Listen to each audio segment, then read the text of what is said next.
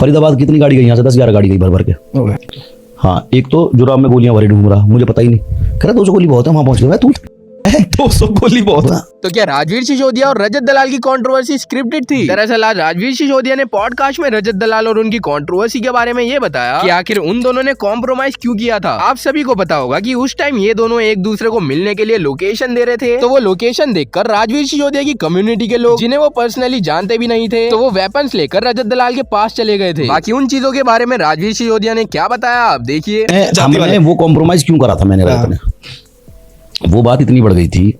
अब रजत ऐसे बोलता है अपने इंटरव्यूज में कि भाई ऐसे ऐसे बात हुई, और वो हमारे सामने नहीं आए कभी, कि मतलब जब हमारी कंट्रोवर्सी हुई थी। अब तो खैर पुरानी बातें चल रही हैं, कोई इस पर दिल बना ले, कि वो 3-4 इन्फ्लुएंसर एक हो गए और मेरे सामने नहीं आए, हवाबाजी करके फरीदाबाद से लौट गए।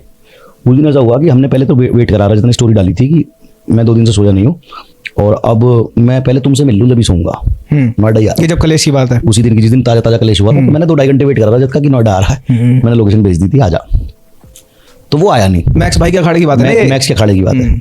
वो आया नहीं, किसी ने समझा दिया होगा मत दियो। तो मैंने कहा चल हम फरीदाबाद आ रहे हैं। फरीदाबाद कितनी गाड़ी गई यहाँ से? 10-11 गाड़ी गई भर भर के। हाँ, एक तो जुराब में गोलियां भरी ढूंढ रहा, मुझे पता ही नहीं, कह रहा 200 गोली बहुत है, वहां पहुंच गया। तू 200 गोली बहुत है। मैंने तू अच्छा, 2 लड़के वहां पकड़े भी गए, उनके पास हथियार पकड़ लिए, वहां CIA कोई चीज होती है उन्होंने। अब मुझे पता भी नहीं वो लड़के हैं कौन, आपके साथ थे ही नहीं, वो थे ही नहीं, लेकिन मेरे लिए आए हुए हैं। बताओ, वो पुलिस ने पकड़ लिया, गाड़ी की तलाशी हुई तो उनके पास पता ना पिस्टल और कुछ गोली निकली, जेल भेज दिए। अब उनका भी पर्चा मेरे ऊपर फटा। अब हमारे साथ हो रहे कम से कम 80-90 लड़के। जब हम रजत को मिलने गए, अब रजत भाई गांव उसका कोई और है, छारा गांव है शायद उसका, कोई हरियाणा में।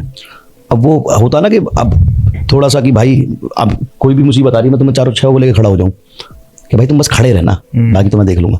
उसने वैसे उस गांव के लड़के खड़े कर लिए। जब उसके गांव के, वो गांव के जिस गांव में वो था, वहां की भीड़ देखी, मेरे साथ वालों ने कहा हमारे गांव के लड़के ये तो कुछ भी ना बोले हैं। अभी पकड़ा मी से जाके। तो मैंने कहा भी पकड़ेंगे। इस चक्कर में हमारे बीच से एक भाई हमारा निकल के उसी गाँव में पहुंच गया, हमें पता भी नहीं। वहां से वीडियो कॉल आ रही है, रजत पकड़ लिया, ये बैठा। अच्छा जी।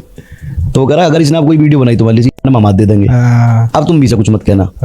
रजत वीडियो कॉल पे कह रहा भाई कोई बात नहीं, सॉरी, मैं आपसे कोई वो नहीं लेना देना। और वहां भी वीडियो में उसकी जो वायरल हुई थी कि मेरा राजवीर भाई से कोई द्वेष नहीं, कोई लेना देना नहीं आज के बाद। अब वो मुझे बुलाए, आ जा, और हम भी गाड़ियों में गियर मारे, चलो भर भर के जा रही है 10 गाड़ियां। अब 80-90 लड़के हो रहे हम। तो अब कई बार ये सीखने वाली चीज है, कई बार ऐसा होता है आपसे 10 साल छोटा इंसान भी आपको बहुत अच्छी राय दे देता है। यहाँ मयंक बैठा है, मैं इतनी जोश में था, मैंने कहा पकड़ लिया रजत को, चलो। इसने मेरा हाथ पकड़ा, इसने मयंक ने, देख लो मेरे साथ ही है जैसे। कह रहा भैया ऐसा है, रजत फंस गया आज अकेला, वहां भी लड़के ऑलरेडी इतने सारे हैं, 70-80 हमारे साथ हो रहे हैं, कुछ नहीं में ऐसे जिन्होंने सामान लगा रखा, खावाबाजी में उन्होंने चला दिया, उसके लग गई। पहले तो उसके माँ बाप का लॉस, उसका लॉस, सारा पर्चा फटेगा छाती पे आपकी। इधर आपके माँ बाप परेशान, पहले भी परेशान हो चुके हैं। बात कोई इतनी बड़ी है नहीं, रजत ने आपकी जमीन लूटी, बहन छेड़ी, आपके माँ बाप को कुछ भी तो नहीं कहा, थोड़ी बहुत बहस थी, वो वायरल हो चुकी। वो कह रहा राजवीर से मेरा कोई लेना देना नहीं है, आपका ही पैर ऊपर है ना अभी भी, कि आपने तो उसके स्टेट में आके घेर लिया और उसने कह दिया भाई तो अब कुछ मत करो, यहाँ से घर चलो।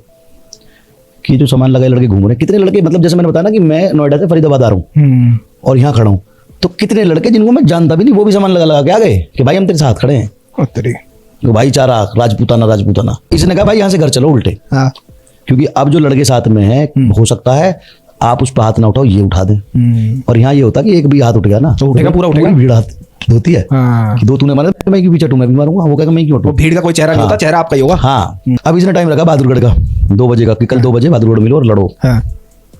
इधर पुलिस उठा के ले गई, तो दंगे करवा गया। अब उन्हें तो जाट राजपूत हो रही है, कितने सारे जाट आएंगे, कितने सारे राजपूत, जाति का केस हो गया, इसे पुलिस उठा के ले गई।